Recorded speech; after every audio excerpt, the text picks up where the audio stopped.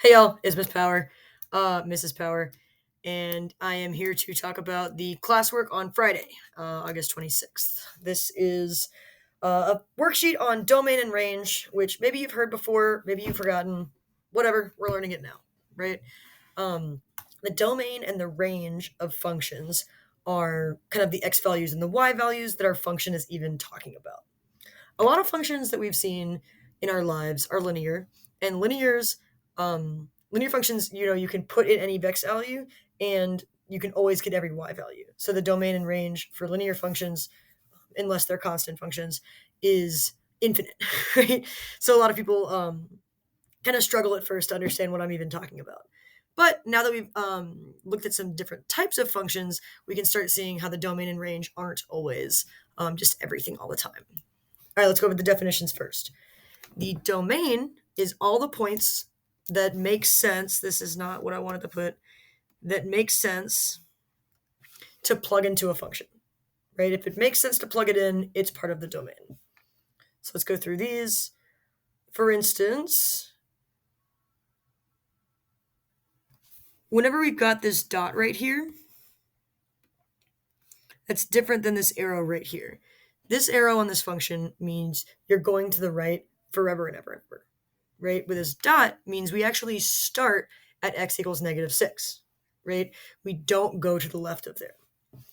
So when we look, what are all the x values that make sense to plug into this function?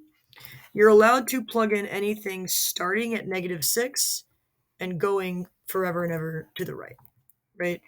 So you can start at -6 and go to infinity. Starting at -6 is with a bracket, and infinity is with the parentheses.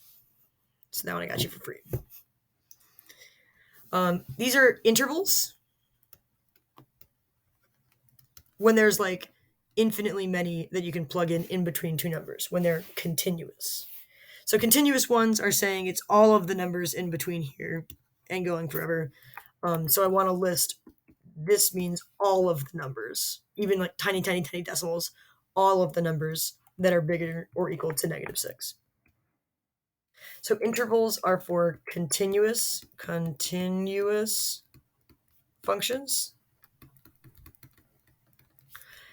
And this is their start and stop point. Start point, end. Or we can just have a list of values. This is for discrete functions. Discrete functions. You might have heard the word discrete and continuous before. If that's confusing, either ask your groupmates, which is the number one choice, or you can look it up online. Right? Most of these are continuous. Number 20 is discrete. This one is discrete. I can tell because it is not a filled in line. We didn't connect the dots. It's a collection of points, which is fine, but they're not connected. It's not that I forgot to draw the line. It's not that there should be a dotted line. It's that they're literally not connected. It's just these 5 points.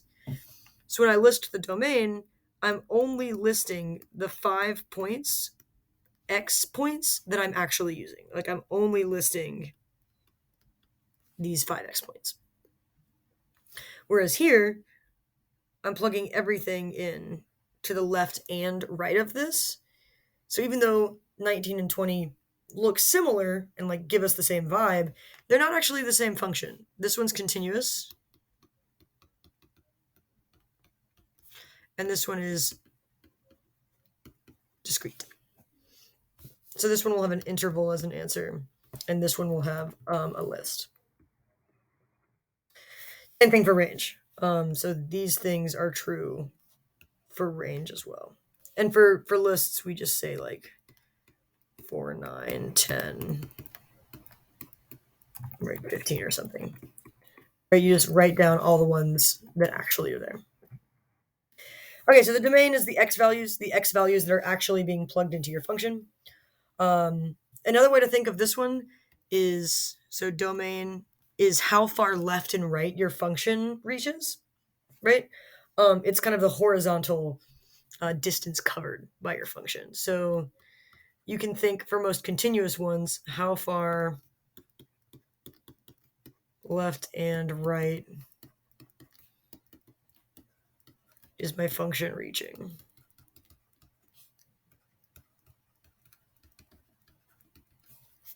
Nice. For range, it's the y values. It's all the points, the y values that are possible to get as outputs of your function. If we want to think of it in terms of left, right, up, or down, this one is basically how far up and down does my function reach? Let's do a couple examples with this one. So for here, again, arrows are different than dots. Arrows are different than dots, right? So for the range here, how far up and down does this function reach? It goes down to y equals -1, and it goes all the way up to y equals 3. So the range will be from -1 to 3. Whereas something like this one goes down to -1 and then goes up forever. So we would indicate kind of like we did here with the infinity. We'd say the furthest down one is -1 and the furthest up one is infinity. Some of these will go a reasonable answer for either of these two things is negative infinity to positive infinity. This is just everything, right? This means we're plugging in means any value is possible or fine.